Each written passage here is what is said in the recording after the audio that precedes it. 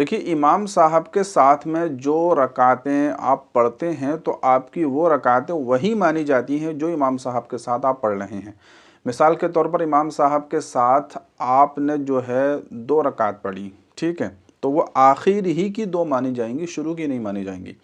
अगर आपने इमाम साहब के साथ 2 पढ़ी हैं, अब आपकी 2 बाकी हैं, तो आपको इस तरीके से पढ़ना है कि जब इमाम साहब जो है सलाम फेर देंगे तो आप जो है खड़े हो जाएंगे। फिर खड़े होने के बाद आप अपनी उस पहली रकात में, यानी वैसे वो तो तीसरी होगी लेकिन आपकी जो है वो पहली होगी, तो आप जो है पहली रकात में सूरह फातिहा भी पढ़ेंगे, सूरत भी मिलाएंगे। फिर जब रुकू सजदे के बाद जब दूसरी रकात के लिए आएंगे, अब वो आपकी चौथी हो जाएगी, ठीक है? तो उसमें भी आप सूरह फातिहा पढ़ेंगे और सूरत भी मिलाएंगे। ठीक इसी तरीके से अगर इमाम साहब के साथ में आपने जो है सिर्फ 1 रकात पढ़ी है और आपकी 3 रकातें छूट गई हैं, ठीक है?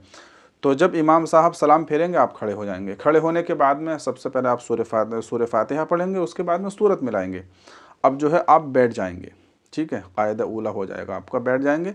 फिर उसके बाद में आप खड़े होंगे। खड़े होने के बाद जो है आप सूरह फातिहा पढ़ेंगे, सूरत मिलाएंगे, ठीक है?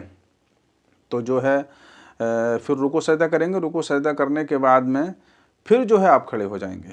तो खड़े होने के बाद अब की बार सिर्फ सूरह फातिहा पढ़ेंगे और बाकी अपनी नमाज जो है मुकम्मल कर लेंगे, ठीक है? तो अगर आपकी 2 छूटी हैं तो उन 2 में जो बाद में पढ़ेंगे उनमें भी आपको उनमें भी जो है आपको सूरह फातिहा और सूरत पढ़नी है। इसी तरीके से अगर आपकी इमाम साहब के साथ 3 छूटी हैं तो उसके बाद में जब आप अपनी नमाज को मुकम्मल करेंगे तो जो आप मुकम्मल करने के लिए खड़े होंगे तो जो शुरू की 2 होंगी आपकी, जो आप मुकम्मल कर रहे हैं, बात को समझना सही तरीके से, यानी इमाम साहब के सलाम फेरने के बाद फ़ौरन जो 2 रकातें पढ़ेंगे आप, तो उनमें सूरह फातिहा और सूरत मिलाएंगे। और फिर आखिर की जो 1 पढ़ेंगे वो आपकी चौथी होगी, तो उसमें कुछ नहीं पढ़ना, सिर्फ सूरह फातिहा पढ़नी है, सूरत नहीं मिलानी है, ठीक है?